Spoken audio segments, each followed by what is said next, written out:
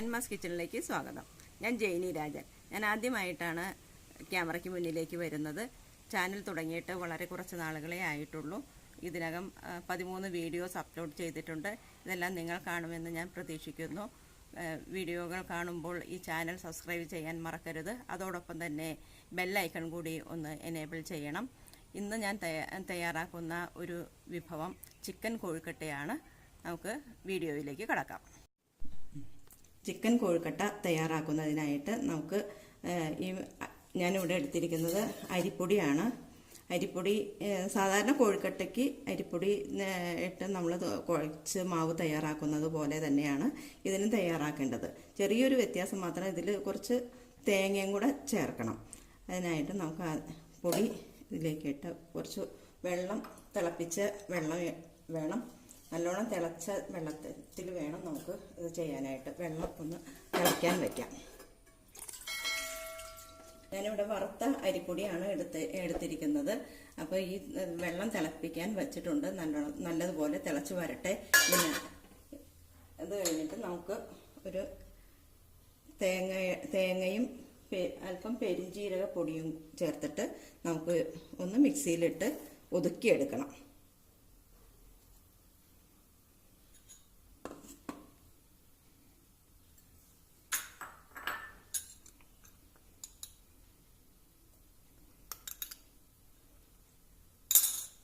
ഒന്ന് ചെറുതായിട്ടൊന്ന് ഒതുക്കിയെടുക്കാം. തേങ്ങയും പെരിഞ്ജീരകത്തിൻ്റെ പൊടിയും ഒന്ന് ഒതുക്കിയെടുത്തിട്ടുണ്ട്. ഇതിനെ ഒരു 2 സ്പൂണ് പെരിഞ്ജീരകം തേങ്ങയും കൂടെ ചേർത്ത മിക്സ് ഈ പൊടിയിലേക്ക് ഇടുക. ഉപ്പ് ആവശ്യത്തിന്, മാവിനാവശ്യമുള്ള ഉപ്പ് ഇട്ട് കൊടുക്കുക. നമ്മുടെ വെള്ളം തിളച്ചിട്ടുണ്ട്. ഈ വെള്ളത്തിന് പൊടി കുഴയാൻ പാകത്തിന് ഒഴിച്ച്, നന്നായിട്ട് വറുത്ത പൊടിയാണ് അതുകൊണ്ട് കുറച്ച് കൂടുതൽ വെള്ളം വേണ്ടി വരും.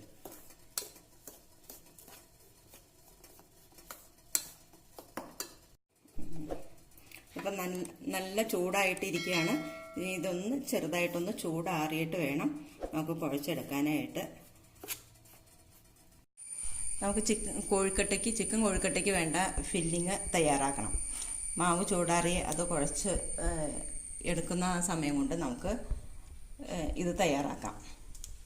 ആദ്യം പാനിൽ ഒരു വെളിച്ചെണ്ണയാണ് ഞാനിവിടെ എടുത്തിരിക്കുന്നത്. വളരെ കുറച്ച് വെളിച്ചെണ്ണ ഒഴിച്ചാൽ മതി. ഫില്ലിങ്ങിനാകുമ്പോൾ വളരെ കുറച്ച് വെളിച്ചെണ്ണയുടെ ആവശ്യം വരുന്നുള്ളൂ.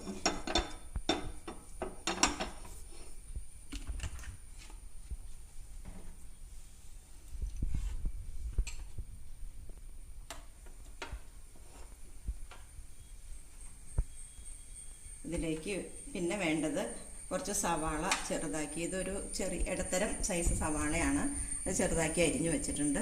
പിന്നെ ചിക്കൻ ആണ് വേണ്ടത്.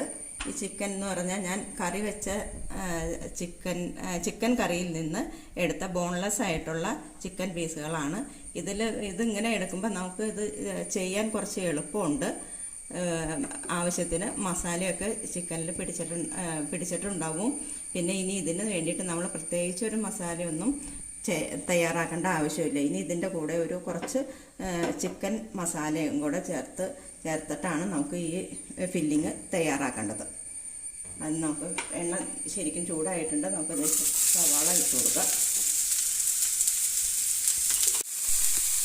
സവാള പെട്ടെന്നൊന്ന് വഴന്ന് വരാൻ വേണ്ടിയിട്ട് നമുക്കൊരു അല്പം ഉപ്പ് ഇതിലേക്ക് ഇട്ട് കൊടുക്കാം.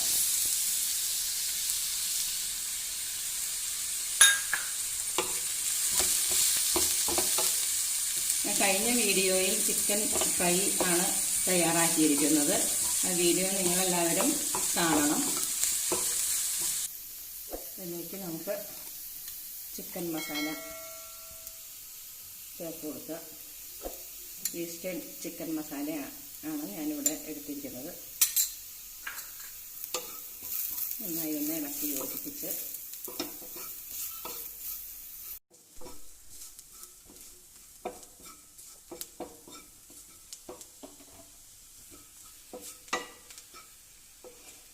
നമുക്കിതിലേക്ക് ചിക്കൻ പീസുകൾ ഇവിടെ ചേർത്ത് നന്നായി മിക്സ് ചെയ്തെടുക്കുക.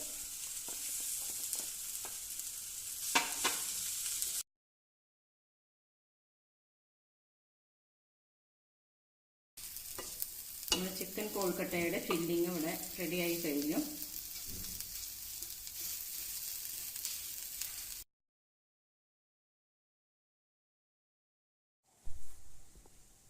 മാവിനെ നന്നായിട്ടൊന്ന് കുഴച്ച് കോഴിക്കട്ടയുടെ മാവ് തയ്യാറാക്കാം. കോഴിക്കട്ടയ്ക്കുള്ള മാവ് തയ്യാറായി കഴിഞ്ഞു. ഇനി നമുക്ക് ചെയ്യേണ്ടത് നേരത്തെ മാറ്റി വച്ചിരുന്ന കുറച്ച് തേങ്ങയും പെരുംജീരകവും കൂടെ ഒന്ന് ഒതുക്കിയെടുത്തതുണ്ട്. ഇതിലേക്ക് ഒരല്പം പെരുംജീരക പൊടിയും കൂടെ ചേർത്തിട്ട്, പൊടി തന്നെ ചേർക്കണമെന്നില്ല, പെരുംജീരകം ചേർത്താലും മതി. ഒരു ലേശം മുളക് പൊടി, ഒരു കളറ് കിട്ടാൻ വേണ്ടിയിട്ടാണ് ഈ മുളക് പൊടി ചേർക്കുന്നത്. ചെറിയൊരു എരിവും വേണം. ഒരു നോൺ വെജ് വിഭവമാണല്ലോ, ഒരു ചെറിയ എരിവ് വേണം. ഇത് ഒന്നും കൂടെ മിക്സിയിലിട്ടൊന്ന് ഒതുക്കി കൊടുക്കുക. തേങ്ങേനെ പതുക്കെ ഒന്ന് ഒതുക്കി എടുത്തിട്ടുണ്ട്. തേങ്ങ, മുളക് പൊടി, ലേശം മുളക് പൊടിയും പെരുംജീരകത്തിൻ്റെ പൊടിയും ചേർത്താണത്. ഇനി നമുക്ക് ഇതിനെ കോഴിക്കട്ടയാക്കി എടുക്കാം. നമുക്ക് കോഴിക്കട്ട ഉണ്ടാക്കാനായിട്ട് ഒരല്പം വെള്ളം തൊട്ട് വേണം ഇത് മാവിനെ നമുക്കൊന്ന് ഉരുട്ടിയെടുക്കാനായിട്ട്. ലേശം വെള്ളം തൊട്ട് ചെയ്ത് കഴിയുമ്പോൾ മാവിന് ഒരു ചെറിയ മയമൊക്കെ വന്ന് നല്ലതുപോലെ കുഴിച്ച് എടുത്തിട്ട് ഈ ഫില്ലിങ് നിറച്ച് വയ്ക്കുക. ചിക്കൻ ഫില്ലിങ് വയ്ക്കുക. ഇതിൻ്റെ മുകളിലേക്ക് ഈ തേങ്ങയുടെ കൂട്ടും കൂടെ നന്നായിട്ട് വെച്ച് ഒന്ന് പതുക്കെ അമർത്തി വെച്ചു.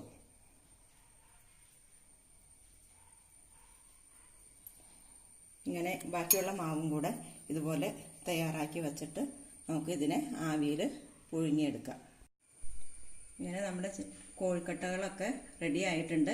ഇതിനെ ഇനി നമുക്കൊന്ന് അപ്പച്ചെമ്പിൽ വെച്ച് ആവി കയറ്റി എടുക്കണം.